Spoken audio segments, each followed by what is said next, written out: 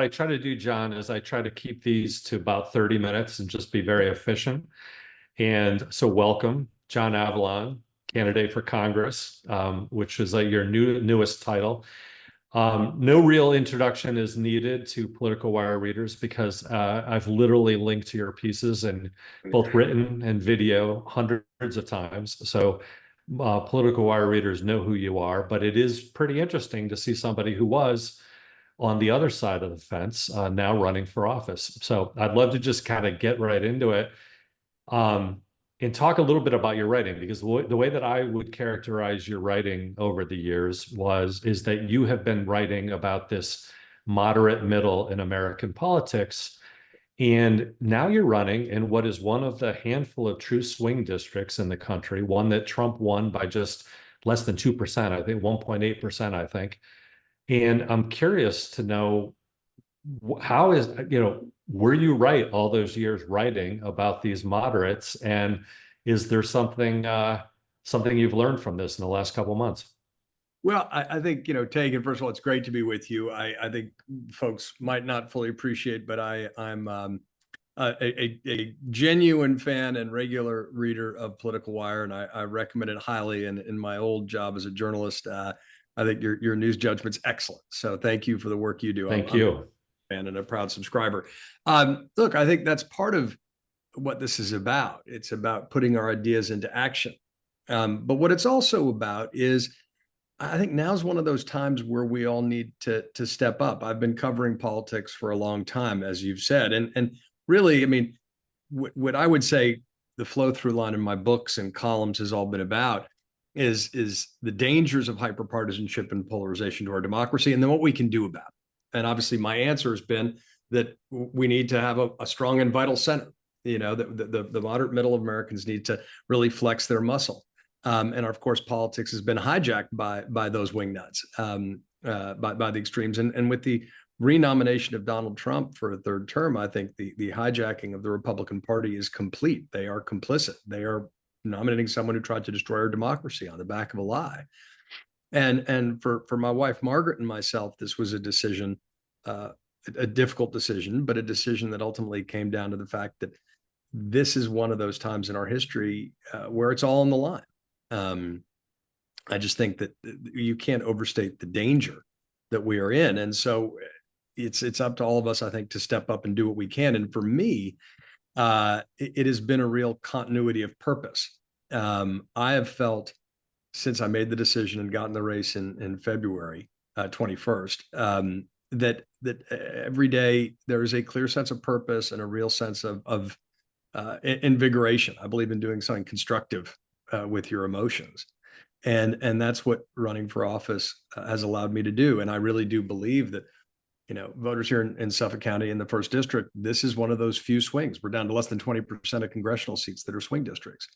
And so this is a place to put those ideas into action, to not just fire up the base, but reach out and see if we can win over the reasonable edge of the opposition and independent voters. Incidentally, there are more registered independent voters in the first district of New York than any other district in the state. I read that. That's really interesting. Yeah. And so I'm really heartened by the reaction we've gotten, by the response. I think folks were feeling the last couple of elections in this district haven't been competitive, but now folks have gotten their swagger back. They are excited about the prospects of this, and that's half the battle in democracy. We got 2.6 million views of our launch video, raised 1.1 million in the first 40 days of the campaign. We've gotten the endorsements of 5 of the 8 Democratic town committees, which normally don't endorse in a primary. And elected officials, from Assemblyman Fred Thiel to Assemblyman Steve Stern. So that's a measure of the excitement that exists. And this is the time, right? I think there's a lot of us who have been feeling exhausted by the state of our politics, but we need to be invigorated. We need to get our back up, because it comes down to us. Decisions are made by us in a democracy. So, you and I spoke on the phone a few weeks ago, and you mentioned something pretty interesting to me, because when I look at the issues that the national media is talking about, you look at these issues that kind of the Democrats have the edge on, which is abortion, the economy.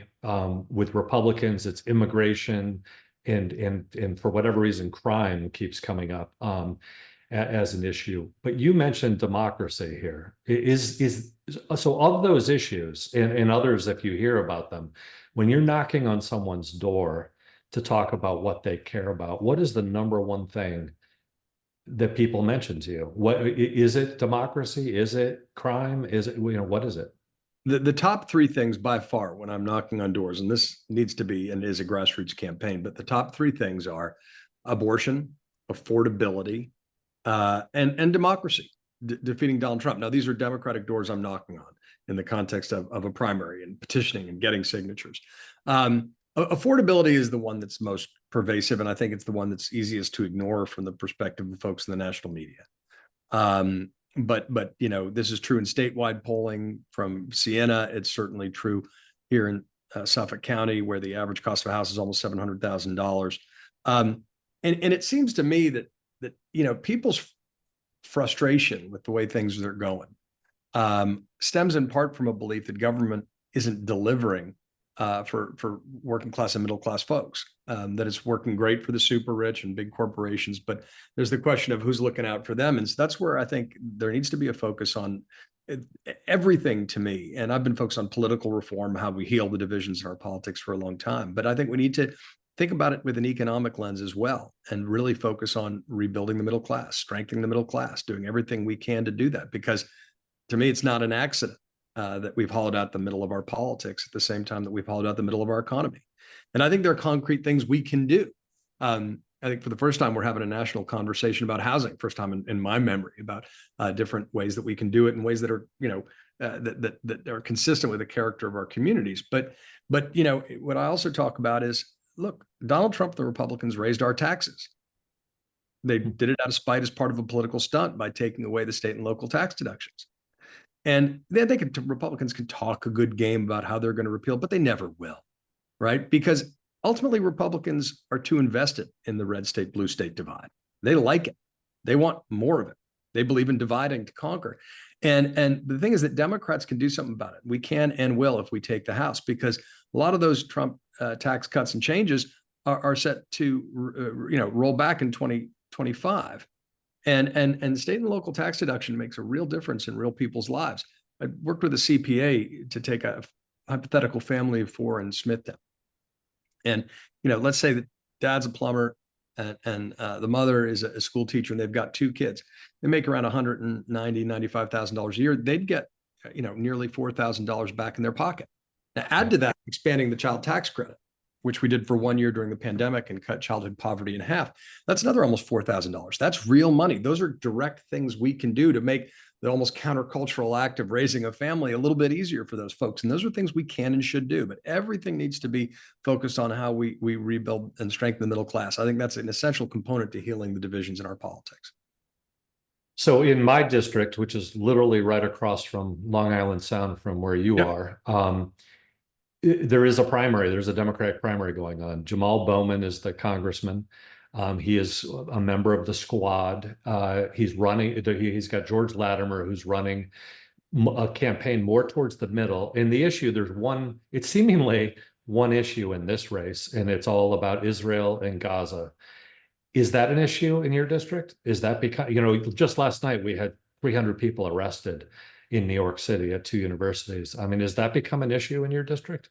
It's definitely something that comes up a lot. Last night, I was doing a candidate forum with the North Haven, the North Brookhaven Democrats, and it came up as it comes up in every group Q&A. And my answer is really is simple. We need to stand with democracies. We need to stand with our allies. And to me, Biden's been right about this from the beginning, that the defining struggle of our time is between democracy and autocracy. And that's at home. Mm-hmm. But as you know, I mean, I lived through 9/11 up close. I was the chief speechwriter to the mayor of New York during 9/11, and I wrote the eulogies for the firefighters and police officers who died in the destruction of the Trade Center. And so my overwhelming impulse and instinct is to stand with the victims of terrorism and not blame the victims of terrorism. And I think that's what we've seen too often. I think we need to come back to an era where there's broad bipartisan support for Israel. And that's regardless of who's prime minister. I'm more of a Benny Gantz, Yair Lapid, centrist kind of guy. I think Bibi Netanyahu has contributed to the domestic polarization over Israel. But I think it's particularly incumbent upon folks who aren't Jewish to stand against anti-Semitism and to stand with Israel. And not to forget that while the humanitarian crisis and the civilian casualties have been counterproductive to the cause of Israel, and that's on Netanyahu's strategies. We need a two-state solution ultimately with a demilitarized Palestinian state. That we need to stand with our allies and remember that this began with the horrors of the October 7th attack. And the fact that so many people so quickly were quick to blame Israel and slip into anti-Semitic tropes, I think gives away the game. So for me, there's no moral equivalence between the two. But of course, we need to minimize civilian casualties and increase humanitarian aid and make sure there's access to it. And I think that the Biden administration has been walking this difficult line well. Yeah, I would agree with you. I think President Biden has actually done a stellar job at managing what has got to be one of the most complicated issues you could imagine. You just look at some of these university presidents. I mean, the president of Columbia University has had a much harder time on her campus trying to understand that. And so, think of it being president of the United States trying to do that. I really can't criticize him much for that, but but he certainly has been put into a tough situation. He has, but can I just say about the campus protests right now? Part of the way out of this kind of thicket, people get spun around the axle. Part of standing up for liberal values consistently means standing up against illiberalism. And part of standing up for liberal values, wherever that comes from, right? Intolerance, hate, extremism. And part of liberalism also is making sure that you stand up to the mob of the moment. Yeah, that's usually a pretty critical test, and it's one I tried to apply when I was editor of the Daily Beast. There's extreme skepticism with any mob of the moment, and let's not forget that. There are there are a lot of competing priorities here, but let's not lose sight of the larger picture and not give in to the mobs of the moment. Well, another interesting thing is a lot of people compare this to when I was in college, the anti-apartheid protests regarding South Africa. And there's a huge difference there in the fact that this actually pits students against students in so many ways. And some of the rhetoric has become so ugly and counterproductive. That's not what happened when students took over campus buildings back in the 1980s. And, it's a very different thing. And there was not violence. People weren't breaking into buildings and smashing windows and things like that. It was very different. It was very different, and sometimes we gloss over that era and forget that the pro-apartheid white government in South Africa had its defenders in American conservative circles at that time. Everyone sort of whitewashes the past, which is probably the wrong metaphor in this case. Right. But that's a critical point. Look, it's absolutely unacceptable if Jewish students and professors feel unsafe on their own campuses.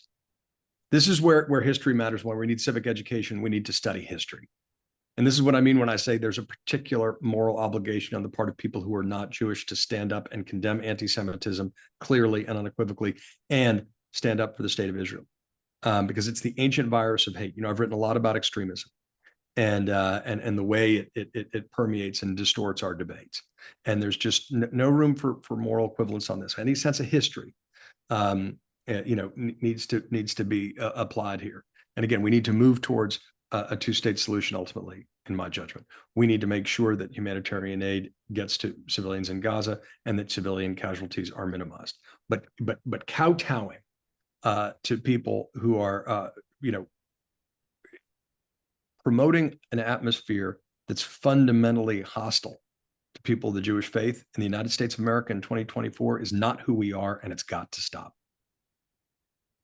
So let's take a look at just a few weeks ago, you had a special election in New York's 3rd congressional district. Tom Suozzi overwhelmingly beat his Republican opponent there, flipping the district. That was the district held by George Santos, of course. What was interesting at the time, and this is fascinating about politics, as you know, that issues move throughout the day. But the issue at the time was immigration, border security. That's what was that was the headlines. Tom Suozzi seemed to have an interesting position on that. Is there anything from that race? Granted, I know you're running in a primary right now, and it's too early to look ahead to the general election. But Is there anything in that race that kind of struck you as that was exactly the right thing to do? That's why Swazi won. Absolutely. Look, I think Tom Swazi reminded us of a couple of key facts that you always need to keep in mind, and not just here on Long Island. Okay, candidate quality matters, right?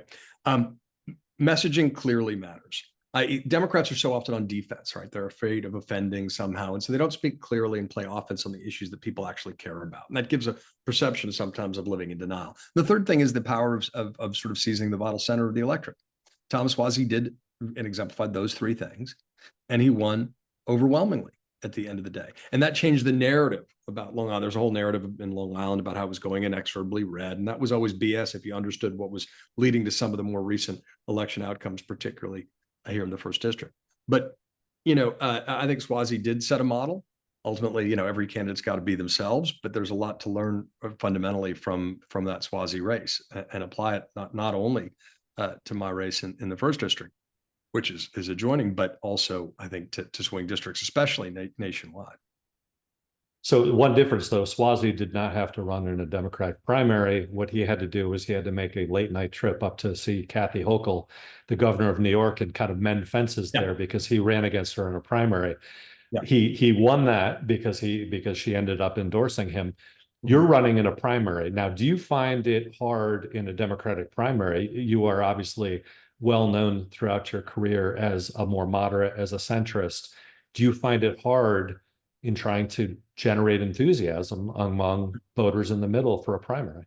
No. I think ultimately, this is all these elections are tests of democracy. Decisions are made by people who show up. And I think that one of the reasons our politics have been hijacked is that, the folks on the extreme edges tend to be more motivated, and they disproportionately dominate these closed partisan primaries. But what I've noticed is a really high degree of good faith pragmatism on the part of progressives who understand that we can't afford to lose this fight.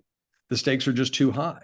I mean, the most, given that we face on the national level sort of a third party threat, and I use the term in the context of this specific election, but we need to remember that the Green Party has basically delivered the White House to the Republicans twice this century. And the most egregious example of that, which I think you can't underline enough, is that back in 2000, there were 48,000 people in Florida who thought that Al Gore wasn't good enough on the environment.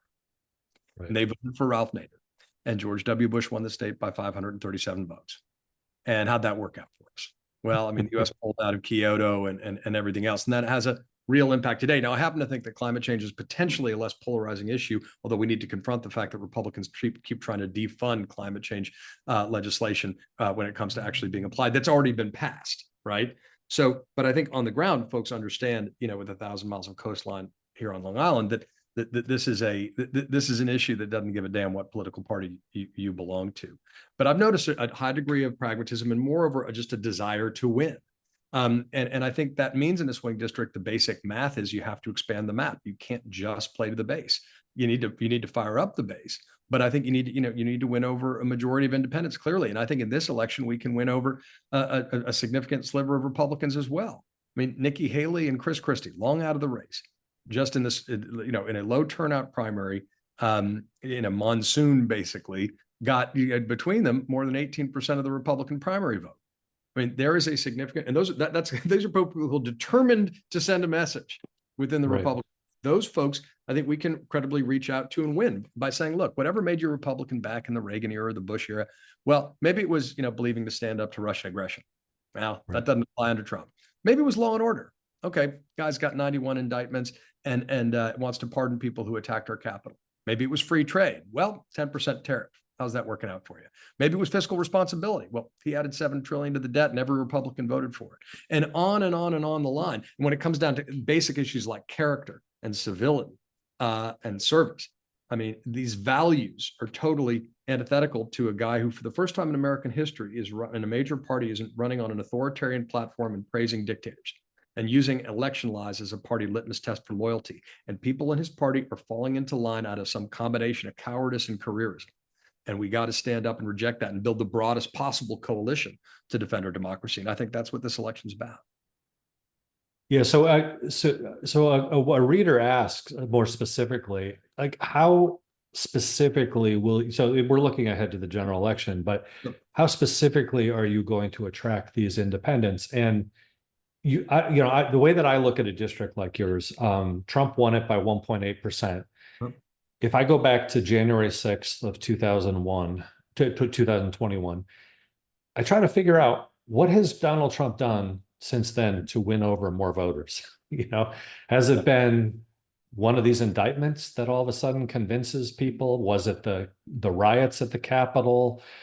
I try to think of one thing. Was it, this Time magazine interview that he gave yesterday was extraordinary on so many levels. Right down from the scowl that he has on the cover photo, and I'm not sure how many people actually see the cover of the Time magazine anymore, but it just seemed to me not a very good way of winning over voters, and not to mention the content and the substance of that just unbelievable interview. Yeah, I mean, if you're allegedly libertarian, you're thinking about Donald Trump, you better re-examine your priorities against the reality of his his policy positions. Look, I think to some extent Trump's appeal comes down to something that Democrats keep needing to learn that was well articulated by Bill Clinton once upon a time. He said, voters will vote for strong and wrong every time. Democrats need to be stronger. And that is about clarity of messaging and playing offense, but it's also showing that you can be a law and order progressive. You can be a common sense Democrat. And what that means to me is being a sort of patriotic liberal who's focused on problem solving, who wants to strengthen the middle class and ensure that we've got both individual liberty and generational responsibility driving our politics, and focusing on common ground. And finding solutions to the common problems we face. I think that's if we could be happy warriors and practical, that's how you win, if you can actually promise to solve problems. I think this election is going to be a war for normal people. I mean, I think the Republican Party is so polarized that it was hijacked by a group of extremists who fly flags and say things like F the president while pretending to be super patriots. They're not. But Democrats need to play offense and take back the American flag and the Bible, because it doesn't belong to any one political party. Right. And to make the case that there is this broader coalition right now defending democracy. I was at a senior center not too long ago, and talking to folks, and they ended and it was a Democratic group, but they ended their conversation and their debate, their conversation, by quoting Liz Cheney. So there is this moment, I think, to build that broader coalition, and that's what we all need to lean into. But no, I think that we can't underestimate the threat. Because, as Maya Angelou famously said, when someone shows you who they are, believe them. If you're voting for Trump this time around, you're enabling authoritarian aspirations, and you're enabling folks like the authoritarians on the world stage who want to own this century. We're on a knife's edge here. If we get this right, we'll be fine. The fever will break, and then we need to build a new kind of politics and put the emphasis back on bipartisan problem solving. If it goes the other way through some fluke, God help us. So with this amazing presidential race, a former president against the current president, polls indicating it's ridiculously close. We can debate what the polls say or what the polls don't say, but there is a perception, certainly the media narrative is that this is going to be a close race. There are plenty of others who look at data like the special election in your neighboring district and show that Democrats have won every single one of these real votes, since the Dobbs decision, and, abortion is really propelling voters to the poll. But what I'd like to know is, with this national focus, with this epic presidential race, with these issues of democracy, these are like the biggest issues that we've ever really faced as a country. Our democracy might be on the line. Is politics still local? And or is it being just swamped by these national issues? Look, I think there are local issues, because at the end of the day, people want to know how you're going to, the threats they face may be national, but the solutions they want to see are going to be local, or at least they need to be seen and felt locally. I think, for example, the Infrastructure Act and the CHIPS Act and the Inflation Reduction Act will ultimately do more to rebuild the middle class than any legislation we've seen passed in at least a half century, but it hasn't been fully, felt yet. And I do think that needs to be a clear focus. But ultimately, people make decisions closer to home. And I think Democrats need to be careful that they're not always getting spun around the axle on these maximalist culture war issues that they get sort of baited into by right-wing media amplifying folks that don't actually represent the mainstream, the vast majority of the Democratic Party. You know, one of the stats I love is there are 7 members of Congress, and this is the last Congress guy did the stat a while ago, who supported the policy known as defund the police, which is the dumbest possible decision you could make. And, folks get tarred with that with a photograph from a rally or something. But seven members. Okay, fine. But 139 Republicans in the House of Representatives voted to overturn the election after the attack on the Capitol. And I think that's a way to think about the competing extremes. Okay, and that includes Lee Zeldin, by the way. So we need to keep hammering that home. And make sure they don't pull off this magic act by pretending to be moderate at home, but voting MAGA in Washington, because we're not debating marginal tax rates right now, and I do think that that's part of how I think you can win this election, not just by building the broadest possible coalition with a positive message and saying that we're better than this as a country and reminding people of the very clear threat, but saying that there's an opportunity to be the heroes of the story by standing up as Americans and putting forward American values again and associating ourselves with fundamental American values in the broadest possible coalition and making it clear that a vote, in my case, against Nick Lota, first one-term, Trump Republican, is a vote for him is a vote for Donald Trump. That's a vote for a Speaker of the House who wants to pass a national abortion ban. In my case, the guy who doesn't even live in the district, can't vote for himself in this election, but more importantly, who cheered the overturning of Roe v. Wade. Right? Who mocked James Langford for the bipartisan border bill, who thinks you should lower the age to purchase AR-15s, on and on and on. Just make this clear contrast and say, this is what you're voting for. These are the policies. So don't fall for the same old stuff again. And when it comes to issues like, migrants and immigration, or crime for that matter, play offense with the facts. Right. I think one of the things that helped Tom Suozzi win was the fact that right in the waning days of that campaign, migrants being such a big issue, pumped up by the New York Post and others, but a real issue that affects folks and it makes them feel like, if our border's not secure, the system's not working, it's not fair, it's having all sorts of unintended consequences, fine. But when Democrats were pushing for aid to Ukraine and Israel and Taiwan, Republicans said, we got to pair it with a border security bill. And Democrats said, look, we all know how to solve this problem. It's comprehensive immigration reform. That's the way you solve this problem. Everybody knows that. But Republicans said, no, we just want a standalone border security bill.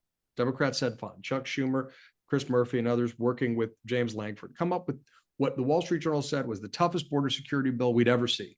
And then Donald Trump pulled the plug on it, turned on a dime, because he didn't want Biden or bipartisanship to get credit. At the end of the day, he didn't want to fix the problem. Republicans revealed themselves, and Nick Lota put out a tweet saying that, my 9-year-old could have done a better job negotiating this bill than James Langford. And I think that just gives away the ghost, right? They can't credibly claim to be the party that takes this issue seriously. They want to fundraise off it. They want to fear off it, but they don't want to fix it. And I think that's a firing offense. And we need to flip the script on these issues with facts. On crime, you say, yeah, violent crime rose under Trump. It's fallen under Biden. Keep saying that because it's true. It's a good point. That was the issue that I was going to bring up was crime, because it is amazing when you listen to Donald Trump or you watch Fox News at this point, crime. It's all about crime. And the facts are just that violent crime has fallen all over the country, particularly in big cities. And yet the talking points don't change. And so it's a little bit the same when it comes to the border and security. And I think that in, your point about this vote and about Trump kind of killing this vote is definitely a huge weakness. It undermines everything that Republicans have been talking about, really. For sure, but Democrats also need to make it clear that that they're not, soft on crime. Crime doesn't have any constituency, but Democrats need to make it clear that they're tough on crime and tough on the causes of crime. That public safety is a fundamental civil right, that everyone has a right to safe, clean streets, and everybody wants that. But we also have an interest in having a criminal justice system that's fair. And when folks abuse their power, they should be held to account. But we need to also stand with law enforcement, right? Finding coalitions with law enforcement to deal with gun violence and gun safety laws. I mean, we need to make these cases to sort of skew people's perceptions. We need to reach out and have bumper stickers that say proud American, proud Democrat. Because we got to take these issues back, and we got to actually then do the work, right? If the reform didn't actually have the intended effect, reform the reforms. But people, you can't, you gotta have a fact-based debate, and you got to repeat those facts clearly. But also, if people feel that there's a sense of civic disintegration, lean into that. Realize that we have to rebuild our civic fabric after this Trump fever breaks. We got to make our politics work again. We got to lean into civic education again. We need to take a lot of lessons about how we got into this mess and work our way out of it as a country. So I'm not sure if you know this or not, but my wife is a politician. She's a member of the city council in Rye.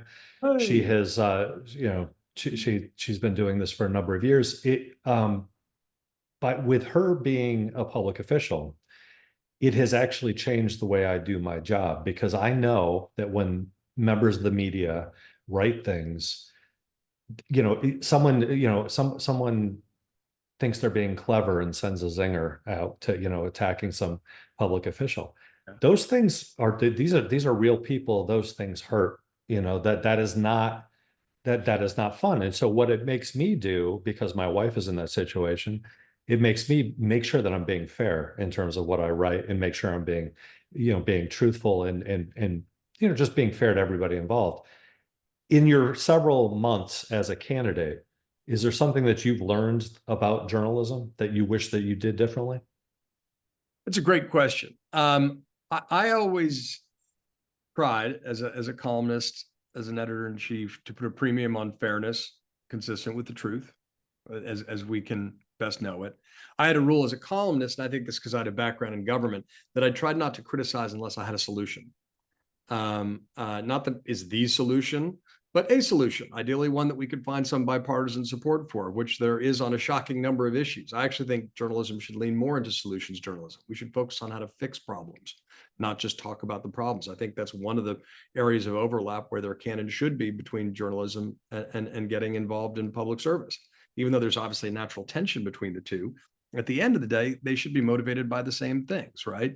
We care about our country. We care about our community. We care about civic debates. We want to have a fact-based debate. We want to hold people accountable. We want to shine a light and not just curse the darkness. There's a lot of commonality. I do think that, particularly in social media, there is a function of sort of distraction with gotcha politics, and that policies and solutions and positivity and bipartisan solutions don't get nearly the attention that conflict does. And I think that one of the things that Donald Trump gamed with the algorithms of Twitter when he ran the first time is he understood that conflict and conspiracy theories got more attention than people trying to talk responsibly about how to solve problems. So that's another thing we need to do to, frankly, strengthen the guardrails around our democracy. We need to make sure there's algorithm reform and transparency, because disinformation is one of the ways democracy dies. I wrote a book on George Washington's farewell address. Great book, a really great book.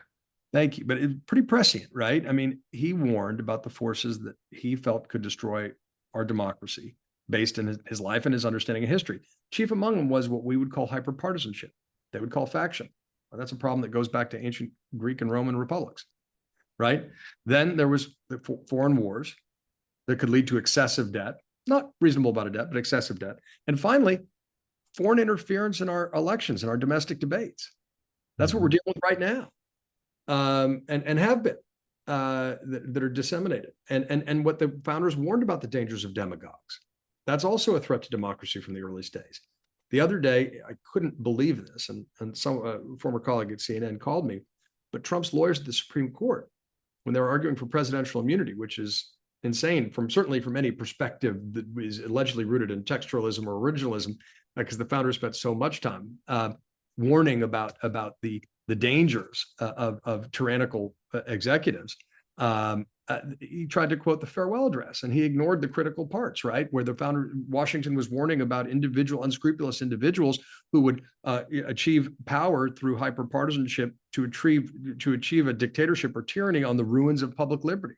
Where Washington explicitly warns against hyperpartisanship. Why? Because there are times in history it leads to occasionally foments riots and insurrection. Yeah. Somehow we quote that part. And those are the stakes. That's the historic backdrop to this election. That's why we can't just we got to learn from our recent history, but also really think big about strengthening the guardrails. Don't run the same old campaigns that simply play to the base. Don't get spun around the axle about these extremist issues. Stand clear for actual liberal values rooted in our history, and then find a way to reunite our nation on those foundations. That's the opportunity and the obligation of the moment. John, I really thank you for taking the time to chat with us.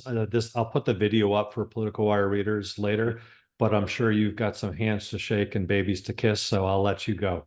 Thank you so much. Great pleasure as always. And thank you for the work you do every day. I find it absolutely invaluable. My favorite political site by far. I'm so glad to have you as a reader. Anyway, good luck to you. Thanks, my friend. Bye-bye.